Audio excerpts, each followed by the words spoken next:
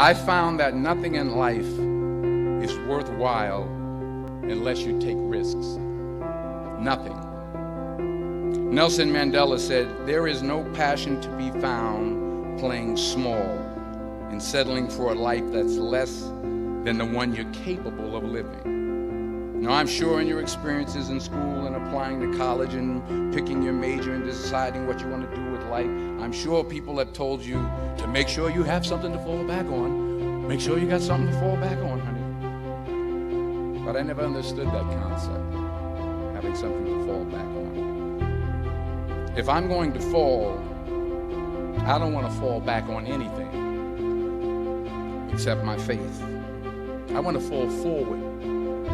I figure at least this way I'll see what I'm going to hit.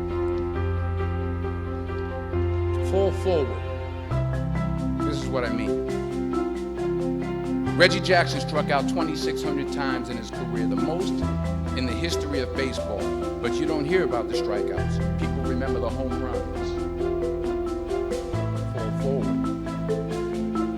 Thomas Edison conducted 1,000 failed experiments. Did you know that? I didn't know that. Because the 1,001st was the light bulb. Fall forward. Every failed experiment is one step closer to success. You've got to take risks, and I'm sure you've probably heard that before, but I want to talk to you about why that's so important. I got 3 reasons. First, you will fail at some point in your life. Accept it. You will lose. You will embarrass yourself. You will suck at something. There's no doubt about it.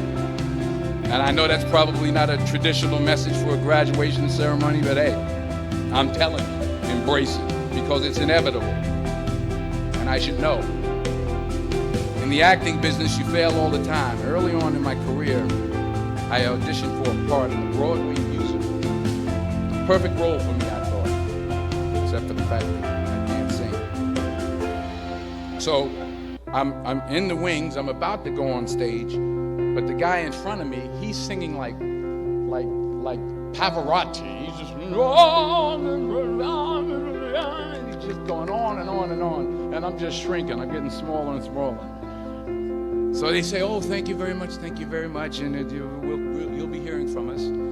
So I come out with my little sheet music, and it was Just My Imagination by the Temptations. That's what I came up with. So I hand it to the accompanist, and she looks at it and looks at me and looks out at the director, and it's like, nice. So I start, I'm going to sing.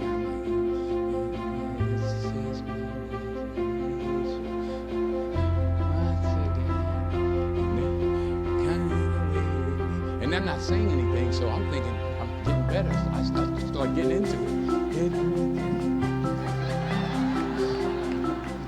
Running. They say, "Oh, yeah,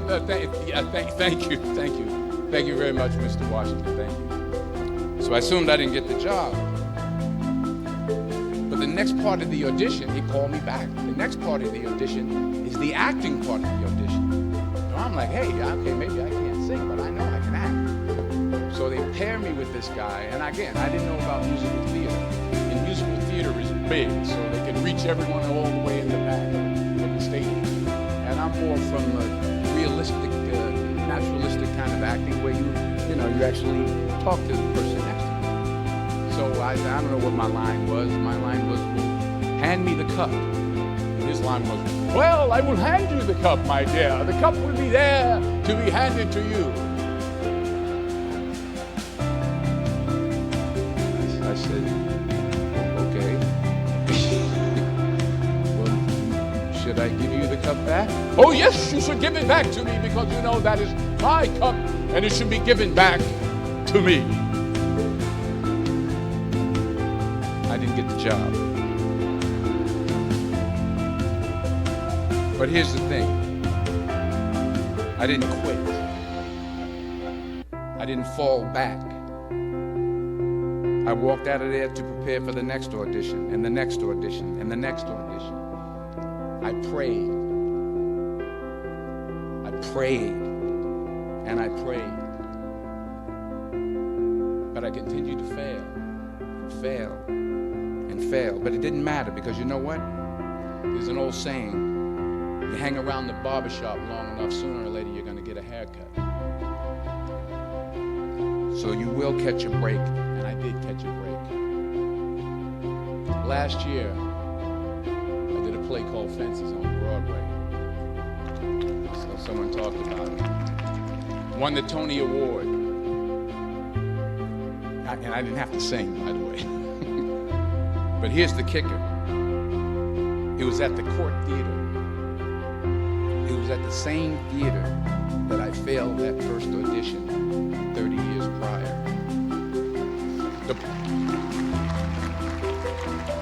The point is, and I'll pick up the pace, the point is, every graduate here today has the training and the talent to succeed. But do you have the guts to fail? Here's my second point about failure. If you don't fail, you're not even trying. I'll say it again. If you don't fail, you're not even trying. My wife told me this great expression. To get something you never had, you have to do something you never did. Les Brown's a motivational speaker. He made an analogy about this. He says, imagine you're on your deathbed, and standing around your deathbed are the ghosts representing your unfulfilled potential. The ghost of the ideas you never acted on. The ghost of the talents you didn't use. And they're standing around your bed, angry, disappointed, and upset. They say, we came to you because you could have brought us to life, they said. And now we have to go to the grave together. So I ask you today, how many ghosts are going to be around your bed? You've invested a lot in your education, and people have invested in you. And let me tell you, the world needs your talents. Man, does it ever. I just got back from Africa like 2 days ago, so if I'm rambling on, it's because I'm jet lagged. I just got back from South Africa. It's a beautiful country, but there are places there with terrible poverty that need help. And Africa is just the tip of the iceberg. The Middle East needs your help. Japan needs your help. Alabama needs your help. Tennessee needs your help. Louisiana needs your help. Philadelphia needs your help.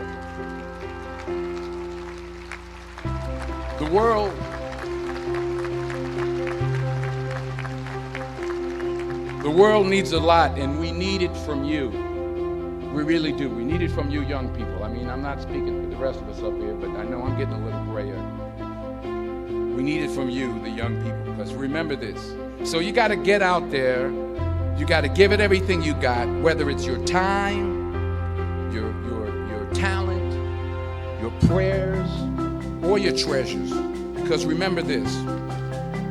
You will never see a U-Haul behind a hearse.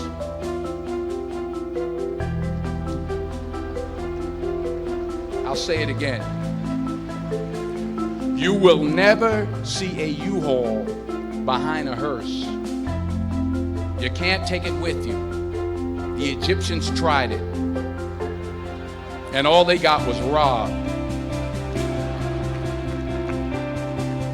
So the question is, what are you going to do with what you have? I'm not talking about how much you have. Some of you are business majors. Some of you are theologians, nurses, sociologists. Some of you have money. Some of you have patience. Some of you have kindness. Some of you have love.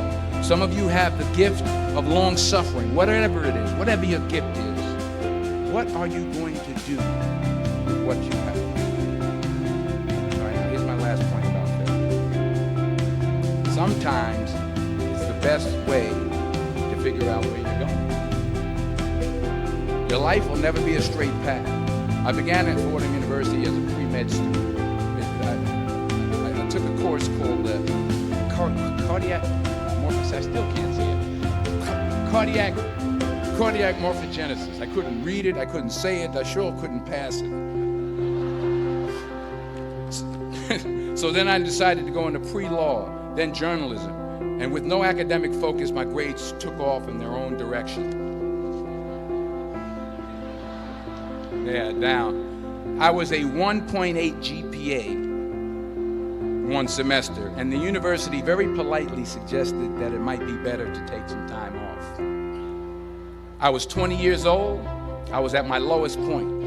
And then one day, and I remember the exact day, March 27th, 1975, I was helping my mother in her beauty shop. My mother owned a beauty shop up in Mount Vernon. And there was this older woman who was considered one of the elders in the town. And I didn't know her personally, but I was looking in the mirror, and every time I looked at the mirror, I could see her behind me, and she was staring at me. She just kept looking at me. Every time I looked at her, she kept giving me these strange looks.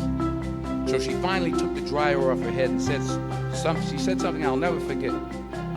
First of all, she said, "Somebody give me a piece of paper. Give me a piece of paper." She said, "Young boy, I have a prophecy, a spiritual prophecy."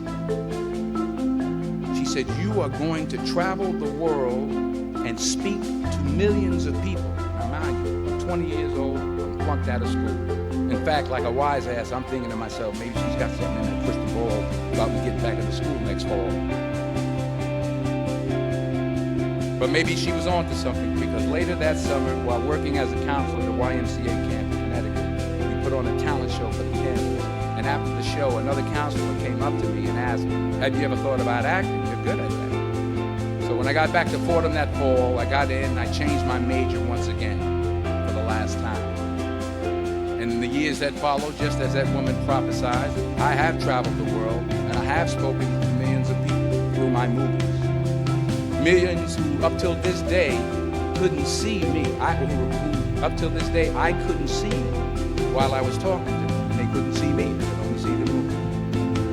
They couldn't see the real me. But I see you today. And I'm encouraged by what I see. And I'm strengthened by what I see. And I love what I see. Many years ago, I did this movie called Philadelphia. We filmed some of the scenes right here on campus. Philadelphia came out in 1993. Most of you were probably still in diapers. Some of the professors too. That cracked me up. But it was a good movie. Rent it on Netflix. It's a good movie. Rent it. I get 23 cents every time you rent it, please. True. Parents up there, rent it. Netflix, please. Tell your friends too. It's about a man played by Tom Hanks who's fired from his law firm because he has AIDS. He wants to sue the firm, but no one's willing to represent him until a homophobic ambulance chaser lawyer played by yours truly takes on the case. In a way, if you watch the movie, you'll see everything I'm talking about today. You'll see what I mean about taking risks or being willing to fail. Because taking risk is not just about going for a job. It's also to take risks, but to be open to life, to accept new views, and to be open to new opinions. To be willing to speak at a commencement at one of the best universities in the country, even though you're scared stiff. While it may be frightening, it will also be rewarding. Because the chances you take, the people you meet, the people you love, the faith that you have, that's what's going to define you. So members of the class of 2011, this is your mission. When you leave the friendly confines of Philly, never be discouraged, never hold back, give everything you got. And when you fall throughout life, and maybe even tonight after a few many glasses of champagne, remember this: fall forward.